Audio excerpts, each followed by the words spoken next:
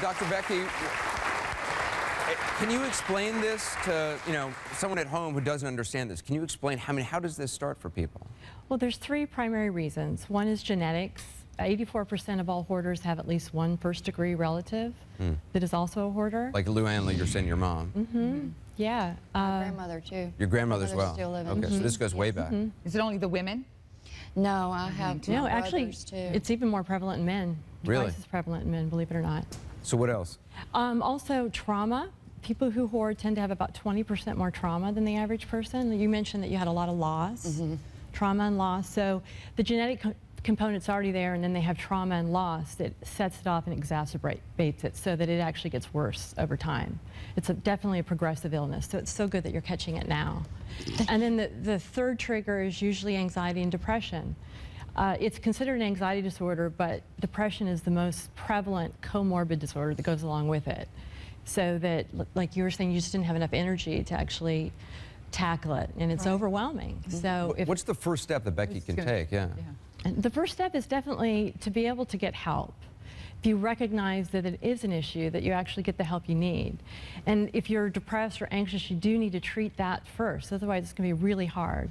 And then start moving through and tackling the items and desensitizing yourself to letting go, because you've got such an attachment to those things, and you've got to practice letting go.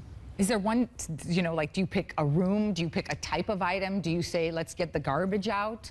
I mean, what's like a good place for her to start, for anybody to start if they feel like, oh, this room's getting... Generally, it's best to go with a hierarchy, so what's easiest, start there. Lou Ann, you brought some items. I Can did. we put them out?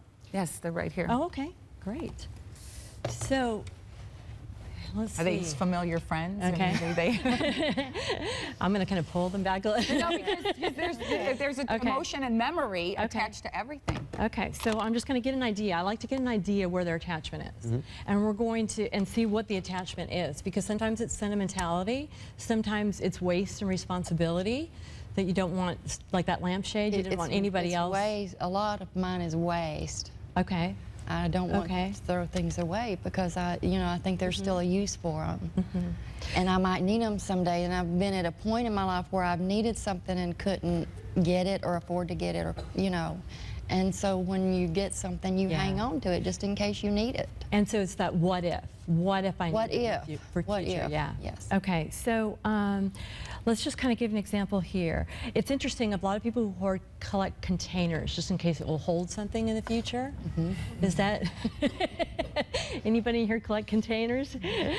How full are they? Just something to think about. And then you got an old cell phone. Does this cell phone actually work? I don't know. No, Josh has no. I'm sure it doesn't. Okay. If this is a container also, or is this sentimental? Josh gave me this box of candy for Valentine's last year, and I don't really care for candy, but I think he ate the candy out of it, and I kept the box because he gave it to me. Okay. So just kind of getting an idea, what I like to do is rank it from 0 to 10, 10 being that you love it. And what I try to encourage people to do is only have items in their home that they love.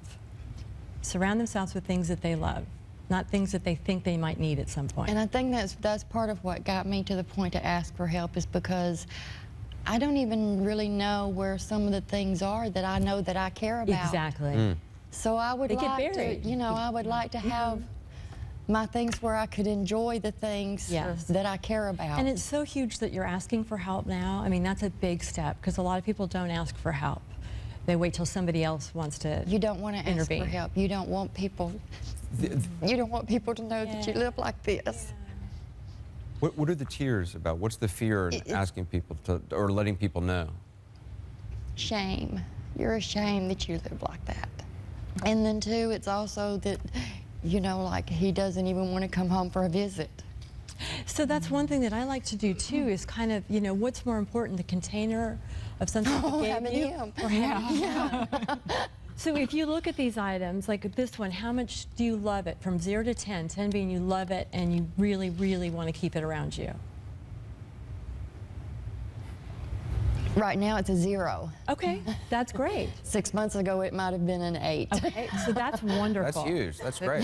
So I'm gonna actually get, yeah. That's a big step. We're going to take a quick break, and we're going to have more when we come back. I'm going to take this and move it over. Hey, we're here with Luann, who's admits that she's a hoarder, her son Josh, and Dr. Becky. Luann, are you able to part with any of the items on that table? I can now. Yeah? All of them?